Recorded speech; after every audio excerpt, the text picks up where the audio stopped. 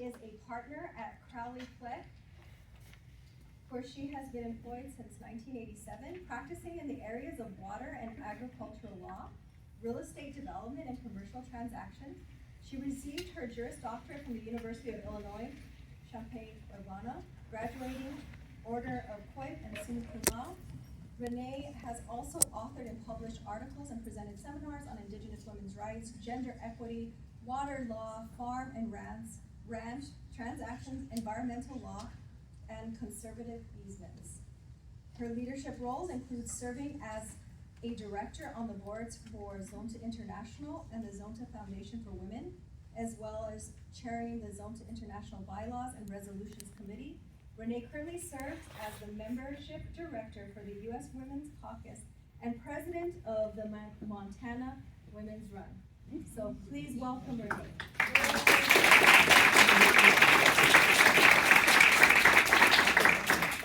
Thank you, everyone. Hard act to follow there because my presentation will be more of the legal things that have been happening across the country. So I am focusing on federal and Montana law. And how did we get here? Meaning me. How have I become involved in this? In actions on raising awareness about MMIWG issues. Through the efforts of Zonta International to raise awareness about all forms of gender-based violence, our club in Billings became actively involved in missing murdered Indigenous and women and girls movement in the state of Montana. And through our work and advocacy efforts, we have witnessed how pervasive this violence is, not only in our own community, but as Carmela indicated, across our entire country and all of North America. We've also seen how often these cases have been overlooked, underreported, and unfortunately silenced.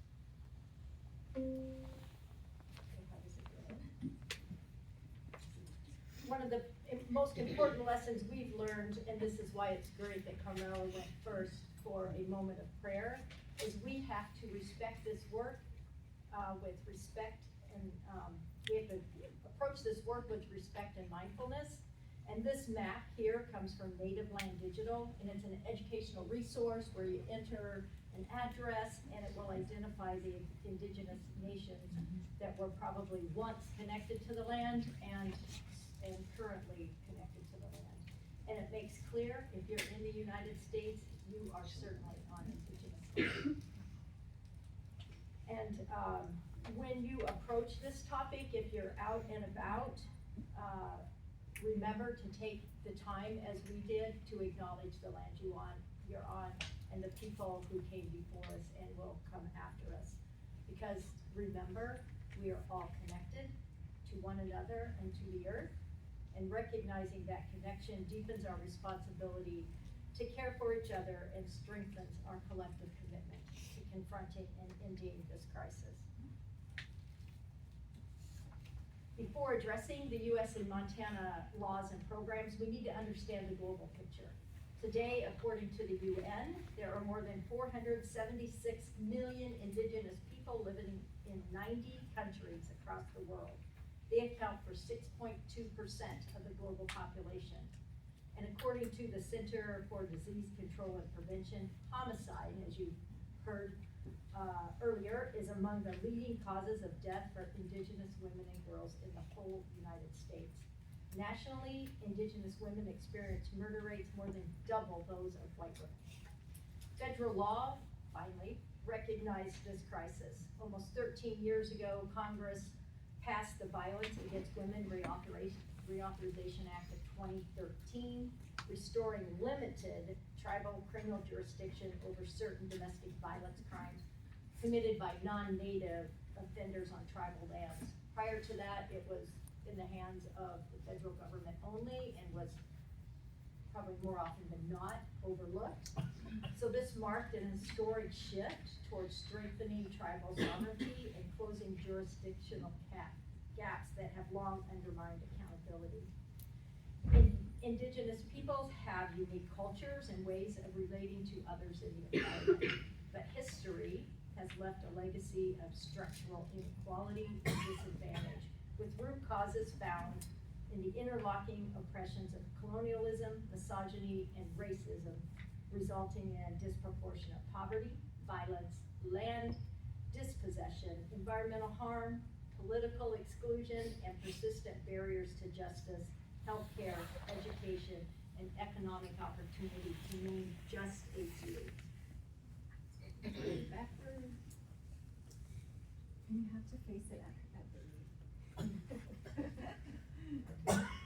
According to the CDC, murder is the third leading cause of death for Indigenous women and girls in the U.S., who experience murder rate at 10 times higher than national average, and more than 4 in 5 American Indigenous women have experienced violence in their lifetime. 56.1% have experienced sexual violence, 55.5% physical violence by an intimate partner, and 48.8% have experienced stalking. And that's all according to the National Institute of Justice. You went too far. Too far. No, you're good. Here are a few statistics from just a 2-year period, and these numbers, they are hard to come by, and they're often very far lagging in time. So while these numbers may shock and dismay us, the high rate of killing and kidnapping Indigenous women are so much more than a devastating data point on the crime charts of this nation. The problem has existed for generations, and only slowly are things being done to solve it. In order to begin to understand why it exists and what can be done about it, we have to look back in time and history that surrounds it to show the seriousness of the problem. From a historic perspective, these layered injustices are not accidental, and as stated, they are structural. They're rooted, again, in the colonial legacies and gender-based violence, and they shape the conditions in which Indigenous women and girls face heightened vulnerability to exploitation, trafficking, disappearance, and murder, while at the same time encountering indifference, under protection, and under enforcement when harm occurs.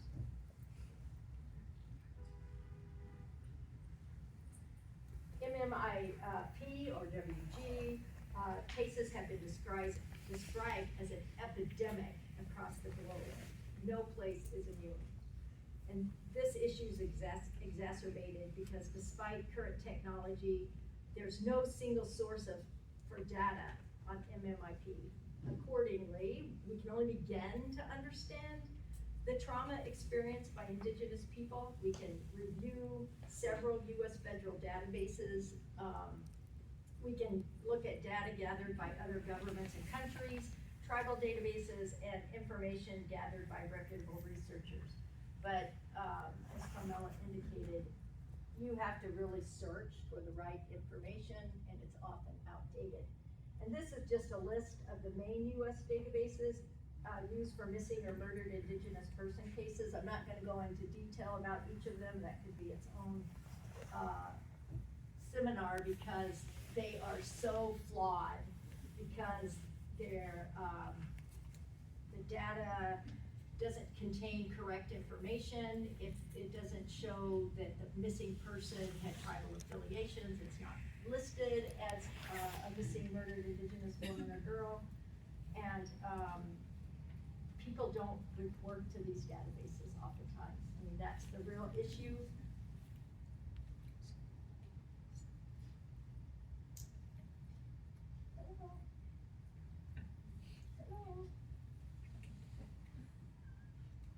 Oh my word. Well, exact figures are hard to determine, as Carmela discussed, due to data gaps. Federal and advocacy estimates suggest there are thousands and thousands of cases of missing and murdered Native American and Alaska Native people that are unresolved. Incorrectly, the federal government publishes 5,000 cases, and they think that shows the severity. Well, think about it. If you have the real numbers, people would be even more shocked. So even though, you know, the bottom line is we don't have a comprehensive picture of this crisis. But thanks to the MMIW movement in Canada, the United States began recognizing the issue.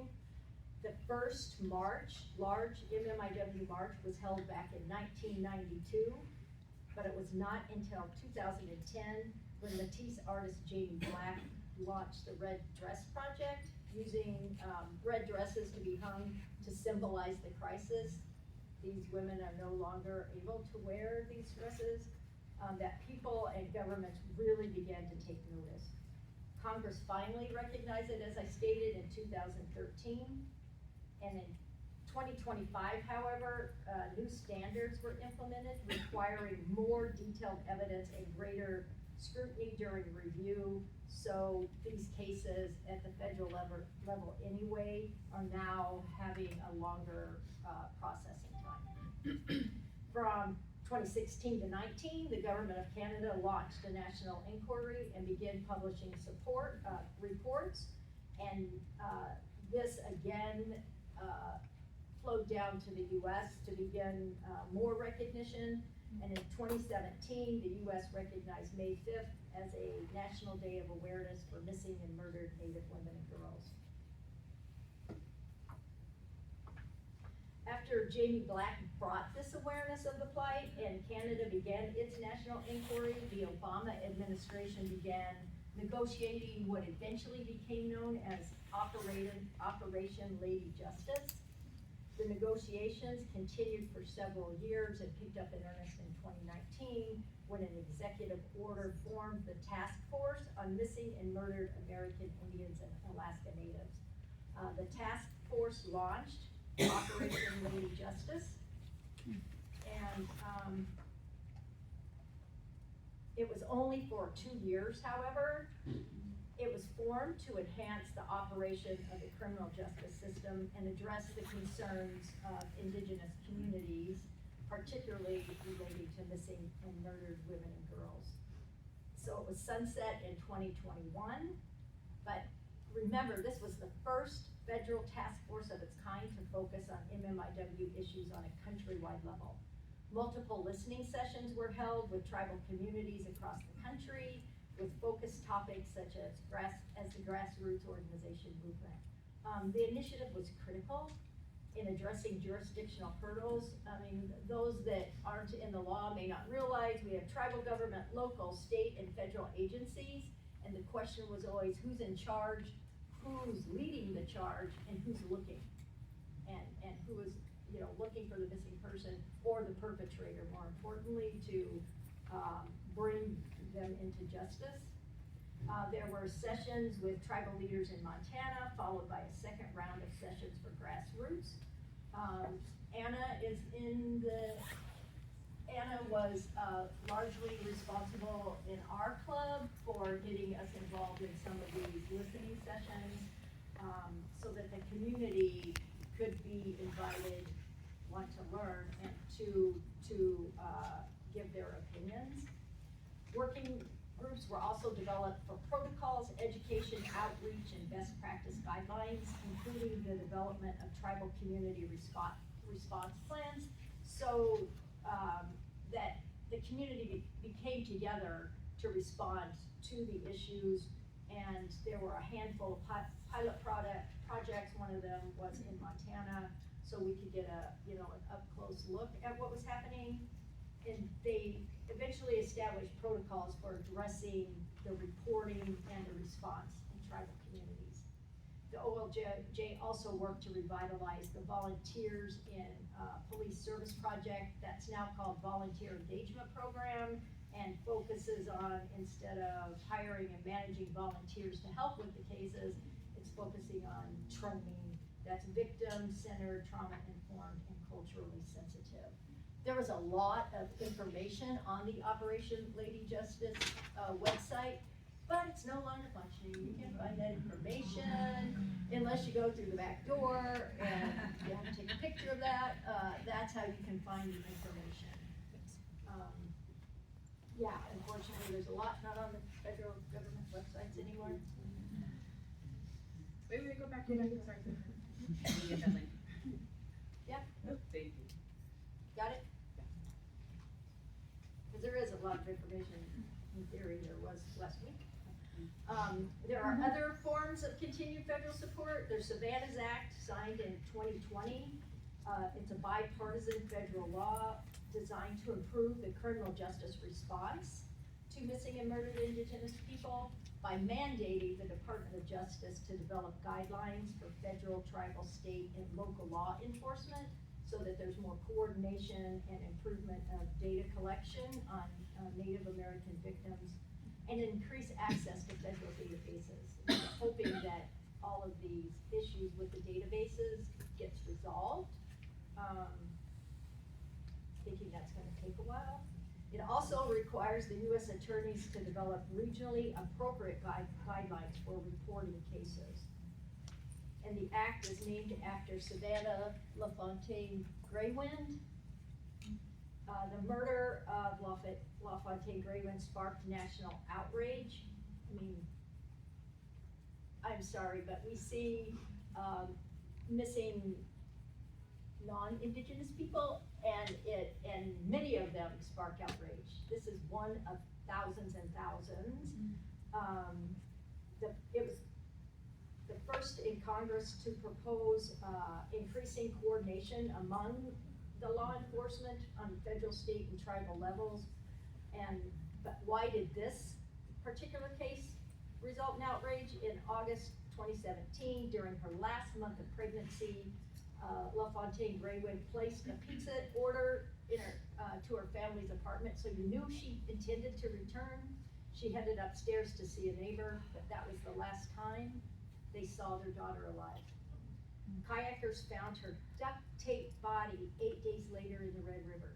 Her baby had been cut from her womb. Imagine that. And police found the healthy newborn 72 hours earlier on the bed of her neighbor. The woman was arrested, pleaded guilty, and was sentenced to life without parole. Her live-in boyfriend was also sentenced to life for conspiring to kidnap Savannah's baby. What made this crime even more horrific to the area is that the Red River is where a few years earlier, another Indigenous girl, 15-year-old Tina Fontaine, was discovered wrapped in a duvet cover and weighted down by rocks. Justice was swiftly served in the aftermath of the LaFontaine Greywind's death, but that's a rare outcome, as many cases have turned cold. Savannah's Act was passed alongside the Not Invisible Act to combat the disproportionate rates of violence faced by Native Americans and Alaska Natives. The act created a joint commission composed of law enforcement, tribal leaders, and survivors, which transmitted its final recommendations to the Departments of Interior and Justice. While that commission's work has also concluded, its findings have shaped ongoing federal efforts, such as establishing the Missing and Murdered Unit in 2021. And its report was published on the federal website, then it was removed. Imagine that. In 2025, members of Congress called for the restoration of the final report after it was removed. And there's new legislation being proposed along the way, such as Tribal Warrant Fairness Act, which aims to build on the commission's findings to enhance tribal law enforcement authority. And I'm gonna say, when I was doing my research to update this Congress in particular, I don't mean this as a political statement, it's just a fact. This Congress in particular has dropped the ball on forwarding a lot of the new legislation that's being proposed. In November 2021, then President Biden signed Executive Order 14053, and it formally recognized the MMIP crisis as a national public safety and civil rights issue and directed coordinated federal response. The executive order acknowledged that the crisis stems from jurisdictional fragmentation. I mean, what law enforcement agency is doing what? Chronic underfunding of tribal judicial systems, inconsistent data collection, which is a theme throughout all of this, and a lack of culturally appropriate victim services. It emphasizes that improving public safety in Indigenous communities requires both immediate intervention and structural reform. And Unfortunately, the summary for that executive order has been archived by the federal government, and all related reports and initiatives, specifically those addressing the crisis, have been removed from the federal websites following a directive by the administration to eliminate DEI content. I have some of it on my computer. If someone wants to contact me, I can get that information. Luckily, I saved it. Operation Not Forgotten is a targeted FBI initiative launched in 2023 to combat, investigate, and resolve MMIP cases and violent crime on Indigenous lands. It's driven by federal legislation that has FBI personnel surging, is the word used in the act, and putting resources on tribal lands. In 2024, the operation supported over 300 cases across 10 field offices, and in 2025, it was described as the longest and most intense employment, with 64 FBI personnel dispatched in 10 field offices, and our government is touting that as great success. 10 field offices, 64 personnel, hundreds of thousands of missing and murdered Indigenous men. As of late 2025, combined efforts under this and related initiatives led to 249 arrests, 235 charges, 109 convictions, providing services to nearly 2,000 victims and families. Yes, a drop in the bucket. We're slowly moving forward. Montana has one of the nation's largest percentages of MMIWG. And here's a map showing traditional Indigenous lands and the current reservation structure. Although Indigenous populations have been historically ignored by the state, for the past decade, Montana has been quite active in addressing the issue.